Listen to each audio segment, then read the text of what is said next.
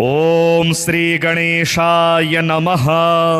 श्री गणेश मानस पूजा स्तोत्र।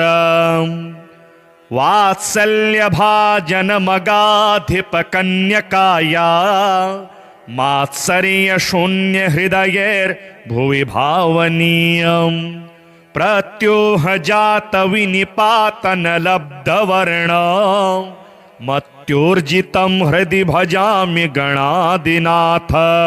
आवाहयामि गणनाथमुमा महेश सर्वस्वभूतमपनीतदुरन्तरायम्। योगीन्द्रमानस सरोरुहंस विकास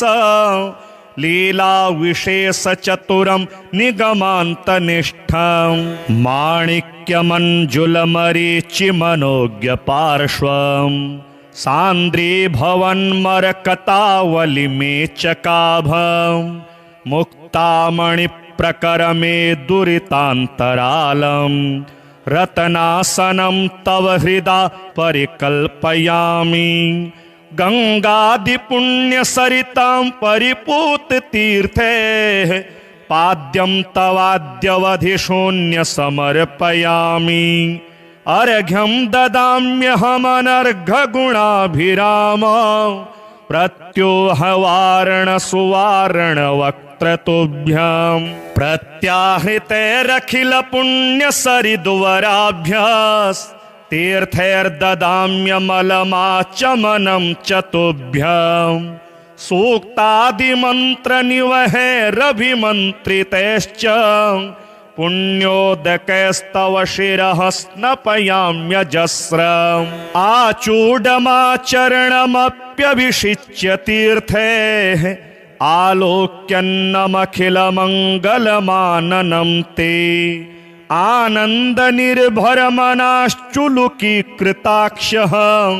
किं वा भवामि सफलीकृतपुण्यजनमा। कस्तूरिका घुमघुमीकृतचन्दनानि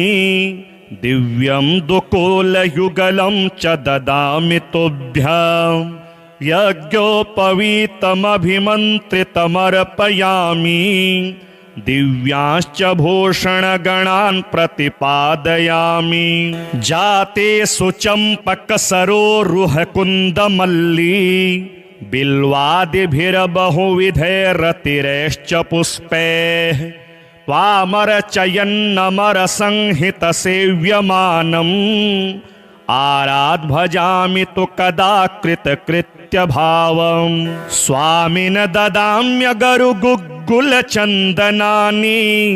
धूपान् सुगन्धभरितान् शिवसूनवेते। आजल्पुतामलसुवर्तिभिरेधमान मादर्शयामि ननु ते तपनीयदीपं। चोषैश्च भक्ष्यनिवहैश्च करम्बितं ते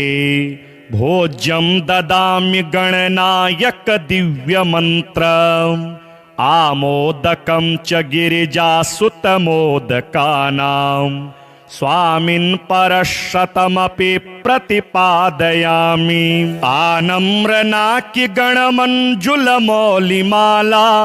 नीराज्यमानचरणद्वयविघ्नहन्तः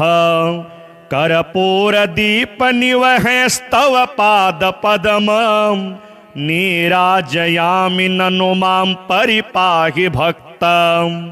पुष्पाञ्जलिं प्रचुरयामि सुवर्णपुष्पैः सन्मन्त्रपुष्पमपि च प्रतिपादयामि। सर्वोपचारपनिवहाश्च समर्पयामि। स्वामिन् गणाधिपसमुद्धर मां भवाब्धेः। नारोग्यमद्य कलयेन च भोग्यजातम्। भाग्यं न वा विषयलम्पटतानि दानम्।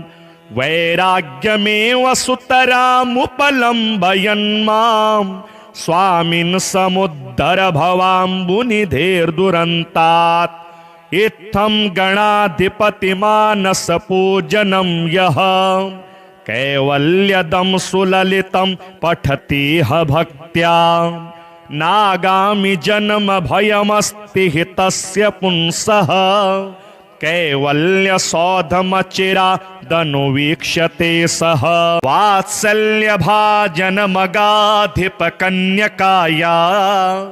मात्सर्य शून्य हृदयैर्भुवि भावनीयम्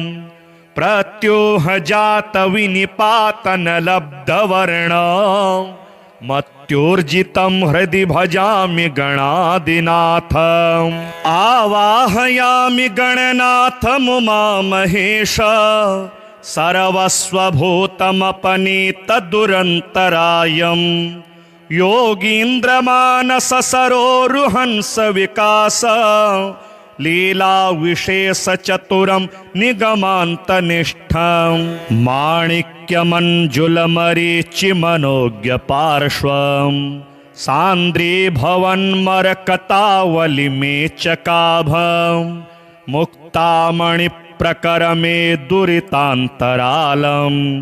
रत्नासनं तव हृदा परिकल्पयामि गंगादिपुण्यसरितां परिपूत तीर्थे पाद्यं तवाद्यवधिशून्य समर्पयामि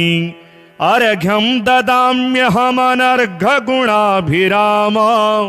प्रत्योहवारण सुवारण वक्त्रतुभ्यं प्रत्याहृतैरखिल पुण्यसरिद्वराभ्यास् तीर्थैर्ददाम्यमलमाचमनं चतुभ्यं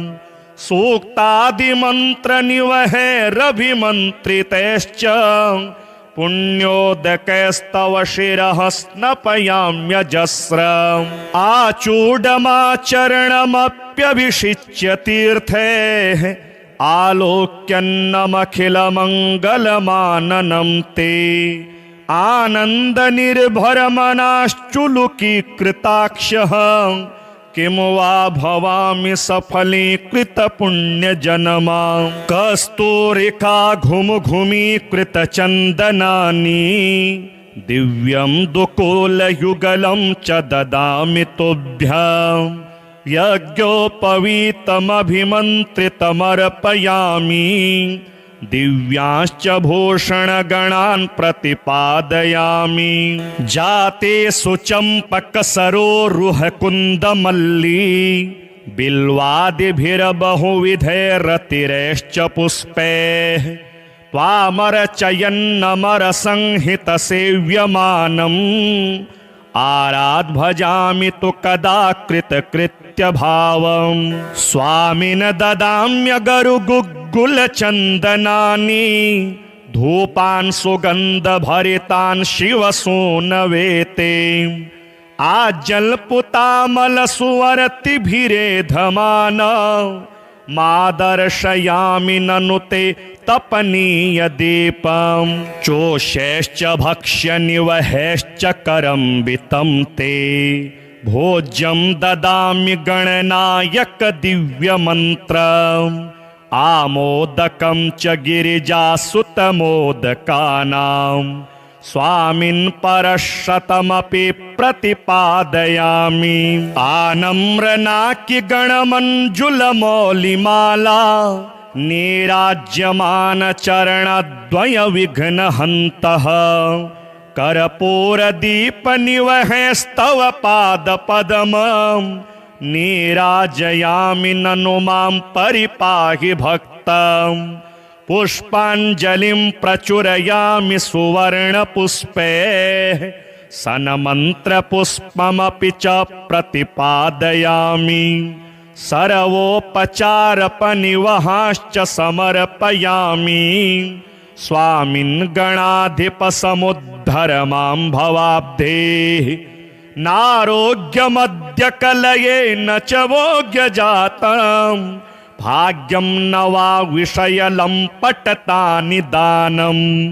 वैराग्यमेव सुतरामुपलम्बयन् मां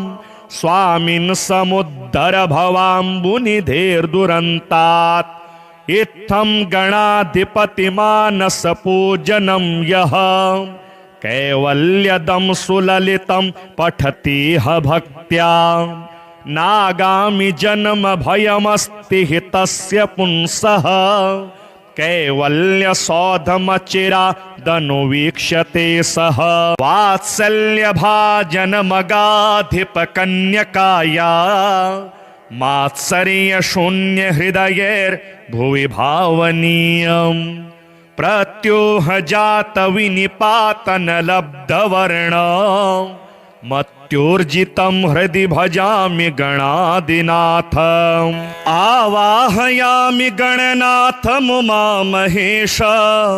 सर्वस्वभूतमपनीत दुरन्तरायम् योगीन्द्रमानस सरोरुहंस विकास लीला विशेष चतुरम निगमान्तनिष्ठं माणिक्यमञ्जुलमरीचि मनोज्ञ पार्श्वं सान्द्री भवन्मरकतावलिमेचकाभं मुक्तामणिप्रकरमे दुरितान्तरालं रत्नासनं तव हृदा परिकल्पयामि गंगादिपुण्यसरितां परिपूत तीर्थे पाद्यं तवाद्यवधिशून्य समर्पयामि अर्घ्यं ददाम्यहमनर्घगुणाभिराम प्रत्योहवारण सुवारण वक्त्रतुभ्यं प्रत्याहृतैरखिल पुण्यसरिद्वराभ्यास् तीर्थैर्ददाम्यमलमाचमनं चतुभ्यं सूक्तादिमन्त्रनिवहैरभिमन्त्रितैश्च पुण्योदकैस्तव शिरः स्नपयाम्यजस्रम् आचूडमाचरणमप्यभिषिच्य तीर्थैः आलोक्यन्नमखिलमङ्गलमाननं ते आनंद निर्भर मनाश्चुलुकी कृताक्षः किं वा भवामि सफलीकृत पुण्य जनमा कस्तूरिका घुम घुमीकृत चंदनानि दिव्यं दुकूल युगलं च ददामि तुभ्यं यज्ञोपवीतमभिमन्त्रितमर्पयामि दिव्यांश्च भूषणगणान् प्रतिपादयामि जाते सुचम्पकसरोरुहकुन्दमल्ली बिल्वादिभिर्बहुविधैरतिरैश्च पुष्पैः त्वामरचयन्नमरसंहितसेव्यमानम् आराध भजामि तु कदा कृतकृत्यभावम् स्वामिन ददाम्यगरुगुग्गुलचन्दनानि धूपान् सुगन्धभरितान् शिवसूनवेते आजल्पुतामलसुवर्तिभिरेधमान मादर्शयामि ननु ते तपनीय दीपं चोषैश्च भक्ष्यनिवहैश्च करम्बितं ते भोज्यं ददामि गणनायक दिव्यमन्त्रम् आमोदकं च गिरिजासुतमोदकानां स्वामिन् परशतमपि प्रतिपादयामि आनम्रनाकि गणमञ्जुलमौलिमाला नीराज्यमान चरणद्वय विघ्नहन्तः कर्पूरदीपनिवहैस्तव पादपद्मम् नीराजयामि ननु मां परिपाहि भक्तम् पुष्पाञ्जलिं प्रचुरयामि सुवर्णपुष्पैः सन्मन्त्रपुष्पमपि च प्रतिपादयामि सर्वोपचारपनिवहाश्च समर्पयामि स्वामिन् गणाधिपसमुद्धर मां भवाब्धेः नारोग्यमद्य कलये न च भोग्यजातं भाग्यं न वा विषयलम्पटता निदानं वैराग्यमेव सुतरामुपलम्बयन् मां स्वामिन् समुद्धर भवाम्बुनिधेर्दुरन्तात् इत्थं गणाधिपतिमानसपूजनं यः कैवल्यदं सुललितं पठति ह भक्त्या नागामि जन्म भयमस्ति हि तस्य पुंसः कैवल्य सौधमचिरादनुवीक्ष्यते सः वात्सल्यभाजन मगाधिप कन्यकाया मात्सर्य शून्य हृदयैर्भुवि भावनीयम् प्रत्योह जात विनिपातन लब्धवर्ण मत्योर्जितं हृदि भजामि गणादिनाथम् आवाहयामि गणनाथमुमामहेश सर्वस्वभूतमपनीतदुरन्तरायम् योगीन्द्रमानस सरोरुहंस विकास लीला विशेष चतुरं निगमान्तनिष्ठं माणिक्यमञ्जुलमरीचि मनोज्ञ पार्श्वं सान्द्री भवन्मरकतावलिमेचकाभं मुक्तामणिप्रकरमे दुरितान्तरालं रत्नासनं तव हृदा परिकल्पयामि गंगादिपुण्यसरितां परिपूततीर्थे पाद्यं तवाद्यवधिशून्य समर्पयामि अर्घ्यं ददाम्यहमनर्घगुणाभिराम प्रत्योहवारण सुवारण वक्त्रतुभ्यं प्रत्याहृतैरखिल पुण्यसरिद्वराभ्यास् तीर्थैर्ददाम्यमलमाचमनं च तुभ्यं सूक्तादिमन्त्रनिवहैरभिमन्त्रितैश्च पुण्योदकैस्तव शिरः स्नपयाम्यजस्रम् आचूडमाचरणमप्यभिषिच्य तीर्थैः आलोक्यन्नमखिलमङ्गलमाननं ते आनन्दनिर्भरमनाश्चुलुकीकृताक्षः किं वा भवामि सफलीकृतपुण्यजनमा कस्तूरिका घुमघुमीकृतचन्दनानि दिव्यं दुकूलयुगलं च ददामि तुभ्यं यज्ञोपवीतमभिमन्त्रितमर्पयामि दिव्यांश्च भूषणगणान् प्रतिपादयामि जाते सुचम्पकसरोरुहकुन्दमल्ली बिल्वादिभिर्बहुविधैरतिरैश्च पुष्पैः त्वामरचयन्नमरसंहितसेव्यमानम् आराध्भजामि तु कदा कृतकृत्यभावम् स्वामिन ददाम्यगरुगुग्गुलचन्दनानि धूपान् सुगन्धभरितान् शिवसूनवेते आजल्पुतामलसुवर्तिभिरेधमान मादर्शयामि ननु ते तपनीयदीपं चोषैश्च भक्ष्यनिवहैश्च करम्बितं ते भोज्यं ददामि गणनायक दिव्यमन्त्रम् आमोदकं च गिरिजासुतमोदकानां स्वामिन् परशतमपि प्रतिपादयामि आनम्रनाकि गणमञ्जुलमौलिमाला नीराज्यमान चरणद्वय विघ्नहन्तः कर्पूरदीपनिवहैस्तव पादपद्मं नीराजयामि ननु मां परिपाहि भक्तम् पुष्पाञ्जलिं प्रचुरयामि सुवर्णपुष्पैः सन्मन्त्रपुष्पमपि च प्रतिपादयामि सर्वोपचारपनिवहाश्च समर्पयामि स्वामिन् गणाधिपसमुद्धर मां भवाब्धेः नारोग्यमद्य कलये न च भोग्यजातम्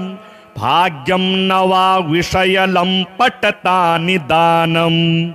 वैराग्यमेव सुतरामुपलम्बयन् मां स्वामिन् समुद्धर भवाम्बुनिधेर्दुरन्तात् इत्थं गणाधिपतिमानसपूजनं यः कैवल्यदं सुललितं पठति ह भक्त्या नागामि जन्म भयमस्ति हि तस्य पुंसः कैवल्य सौधमचिरादनुवीक्ष्यते सः वात्सल्य भाजन मगाधिप कन्यकाया मात्सर्य शून्य हृदयैर्भुवि भावनीयम् प्रत्योह जात विनिपातन लब्धवर्ण मत्योर्जितं हृदि भजामि गणादिनाथम् आवाहयामि गणनाथमुमामहेश सर्वस्वभूतमपनीतदुरन्तरायम् योगीन्द्रमानस सरोरुहंस विकास लीला विशेष चतुरं निगमान्तनिष्ठं माणिक्यमञ्जुलमरीचि मनोज्ञ पार्श्वं सान्द्री भवन्मरकतावलिमेचकाभं मुक्तामणिप्रकरमे दुरितान्तरालं रत्नासनं तव हृदा परिकल्पयामि गंगादिपुण्यसरितां परिपूततीर्थे पाद्यं तवाद्यवधिशून्य समर्पयामि अर्घ्यं ददाम्यहमनर्घगुणाभिराम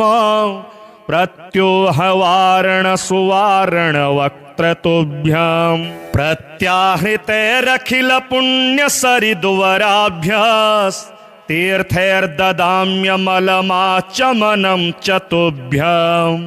सूक्तादिमन्त्रनिवहैरभिमन्त्रितैश्च पुण्योदकैस्तव शिरः स्नपयाम्यजस्रम् आचूडमाचरणमप्यभिषिच्य तीर्थैः आलोक्यन्नमखिलमङ्गलमाननं ते आनंद निर्भर मनाश्चुलुकी कृताक्षः किम वा भवामि सफलीकृत पुण्य जनमा कस्तूरिका घुम घुमीकृत चंदनानि दिव्यं दुकूल युगलं च ददामि तुभ्यं यज्ञोपवीतमभिमन्त्रितमर्पयामि दिव्यांश्च भूषणगणान् प्रतिपादयामि जाते सुचम्पकसरोरुहकुन्दमल्ली बिल्वादिभिर्बहुविधैरतिरैश्च पुष्पैः त्वामरचयन्नमरसंहितसेव्यमानम्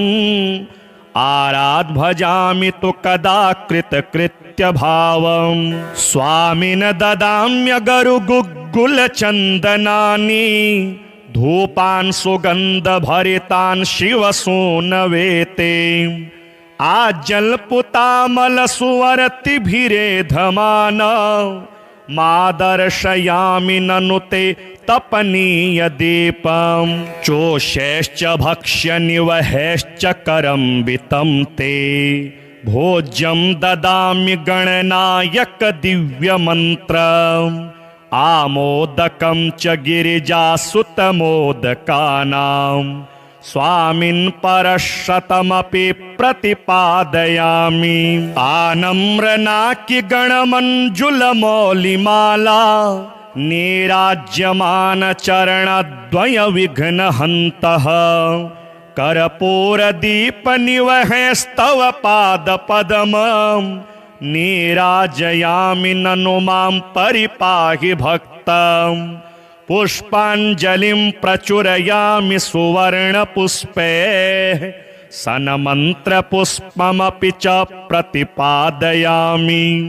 सर्वोपचारपनिवहाश्च समर्पयामि स्वामिन् गणाधिपसमुद्धर मां भवाब्धेः नारोग्यमद्य कलये न च भोग्यजातं भाग्यं न वा विषयलम्पटतानि दानं वैराग्यमेव सुतरामुपलम्बयन् मां स्वामिन् समुद्धर भवाम्बुनिधेर्दुरन्तात् इत्थं गणाधिपतिमानसपूजनं यः कैवल्यदं सुललितं पठति ह भक्त्या नागामि जन्म भयमस्ति हि तस्य पुंसः कैवल्य सौधमचिरादनुवीक्ष्यते सः वात्सल्यभाजन मगाधिप कन्यकाया मात्सर्य शून्य हृदयैर्भुवि भावनीयम् प्रत्योह जात विनिपातन लब्धवर्ण मत्योर्जितं हृदि भजामि गणादिनाथ आवाहयामि गणनाथ मुमामहेश सर्वस्वभूतमपनीत दुरन्तरायम् योगीन्द्रमानस सरोरुहंस विकास लीला विशेष चतुरं निगमान्तनिष्ठं माणिक्यमञ्जुलमरीचि मनोज्ञ पार्श्वं सान्द्रीभवन्मरकतावलिमेचकाभं मुक्तामणिप्रकरमे दुरितान्तरालं रतनासनं तव हृदा परिकल्पयामि गंगादिपुण्यसरितां परिपूततीर्थे पाद्यं तवाद्यवधिशून्य समर्पयामि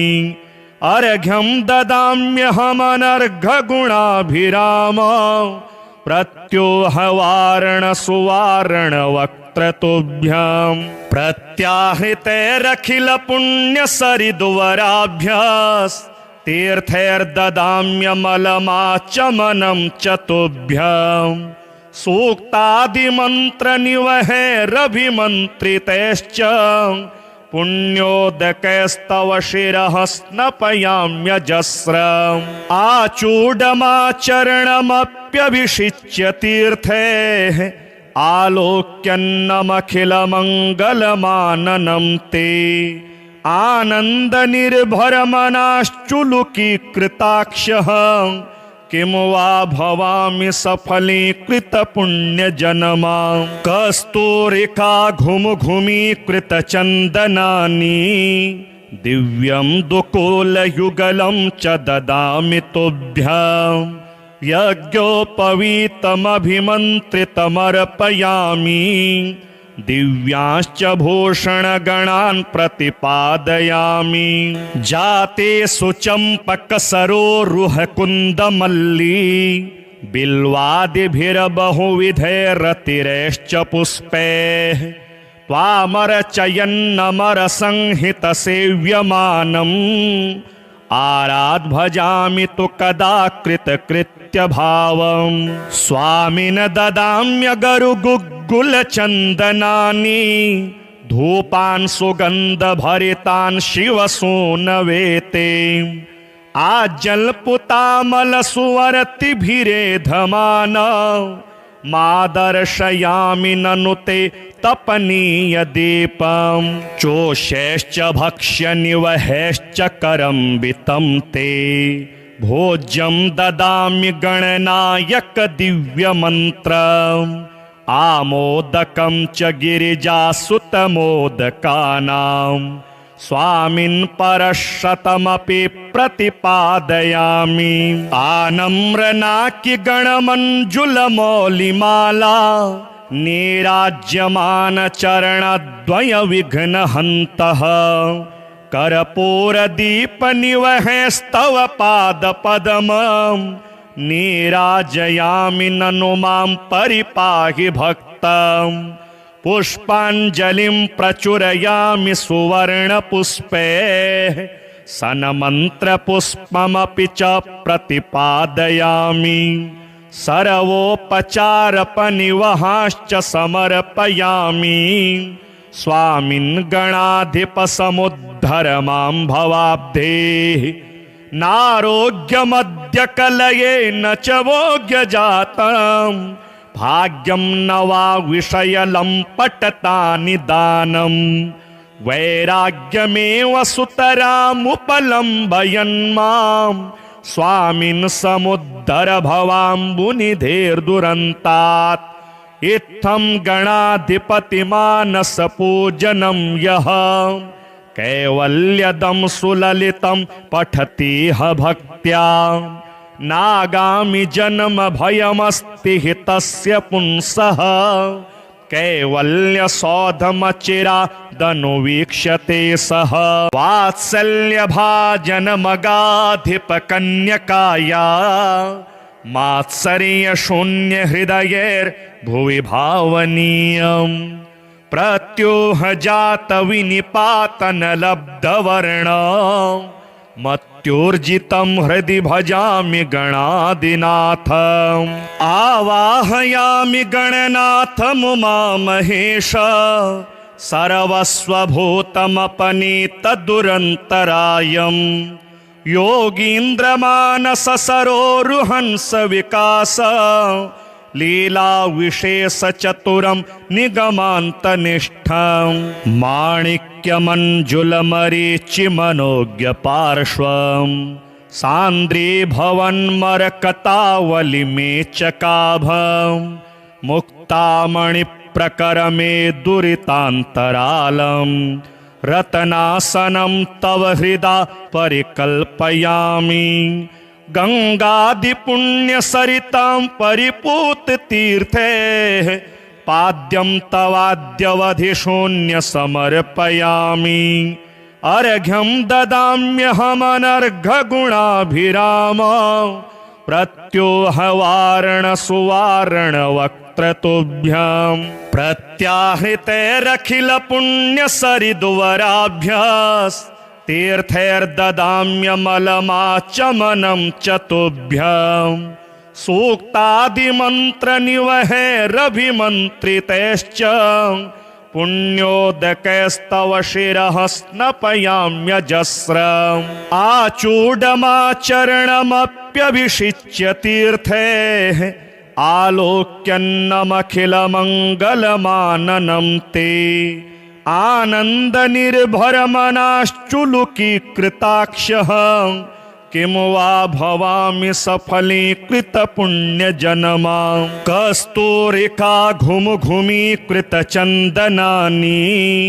दिव्यं दुकूलयुगलं च ददामि तुभ्यं यज्ञोपवीतमभिमन्त्रितमर्पयामि दिव्यांश्च भूषणगणान् प्रतिपादयामि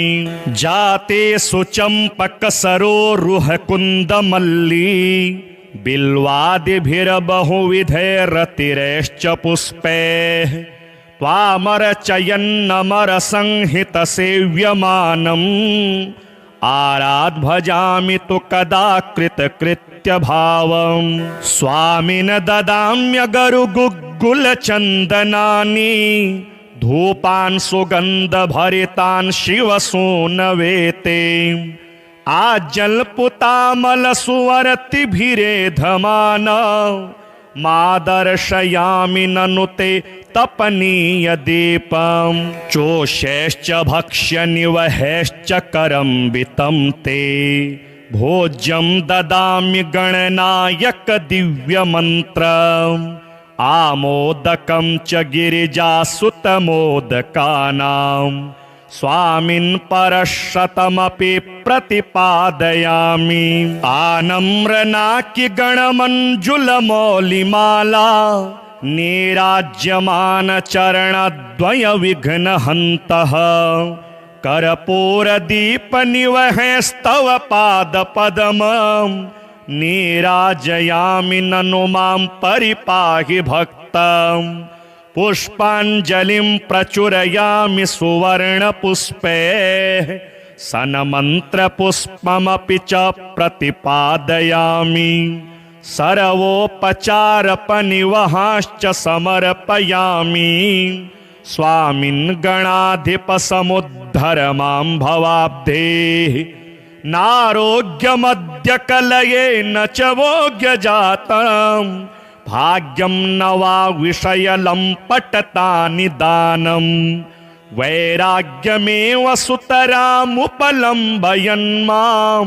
स्वामिन् समुद्धर भवाम्बुनिधेर्दुरन्तात्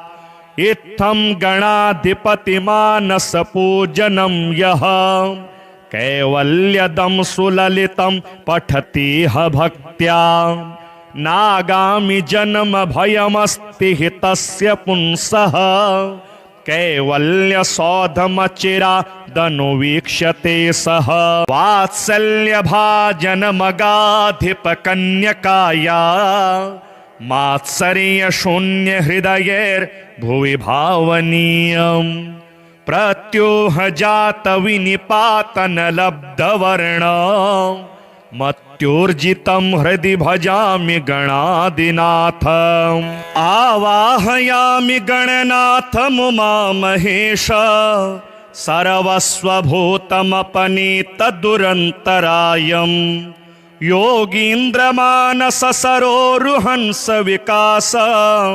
लीला विशेष चतुरं निगमान्तनिष्ठं माणिक्यमञ्जुलमरीचिमनोज्ञ पार्श्वं सान्द्री भवन्मरकतावलिमेचकाभं मुक्तामणिप्रकरमे दुरितान्तरालं रत्नासनं तव हृदा परिकल्पयामि गंगादिपुण्यसरितां परिपूततीर्थे पाद्यं तवाद्यवधिशून्य समर्पयामि अर्घ्यं ददाम्यहमनर्घगुणाभिराम प्रत्योहवारणसुवारणवक्त्रतुभ्यं प्रत्याहृतैरखिलपुण्यसरिद्वराभ्यास् तीर्थैर्ददाम्यमलमाचमनं च तुभ्यं सूक्तादिमन्त्रनिवहैरभिमन्त्रितैश्च पुण्योदकैस्तव शिरः स्नपयाम्यजस्रम् आचूडमाचरणमप्यभिषिच्य तीर्थैः आलोक्यन्नमखिलमङ्गलमाननं ते आनन्दनिर्भरमनाश्चुलुकीकृताक्षः किं वा भवामि सफलीकृतपुण्यजनमा कस्तूरिका घुमघुमीकृतचन्दनानि दिव्यं दुकूलयुगलं च ददामि तुभ्यं यज्ञोपवीतमभिमन्त्रितमर्पयामि दिव्यांश्च भूषणगणान् प्रतिपादयामि जाते सुचम्पकसरोरुहकुन्दमल्ली बिल्वादिभिर्बहुविधैरतिरैश्च पुष्पैः त्वामरचयन्नमरसंहितसेव्यमानम् आराध् भजामि तु कदा कृतकृत्यभावम् स्वामिन् ददाम्यगरुगुग्गुलचन्दनानि धूपान् सुगन्धभरितान् शिवसूनवेते आजल्पुतामलसुवर्तिभिरेधमान मादर्शयामि ननु ते तपनीयदीपं चोषैश्च भक्ष्यनिवहैश्च करम्बितं ते भोज्यं ददामि गणनायक दिव्यमन्त्रम् आमोदकं च गिरिजासुतमोदकानां स्वामिन् परशतमपि प्रतिपादयामि आनम्रनाकिगणमञ्जुलमौलिमाला नीराज्यमानचरणद्वयविघ्नहन्तः कर्पूरदीपनिवहैस्तव पादपद्मं नीराजयामि ननु मां परिपाहि भक्तम्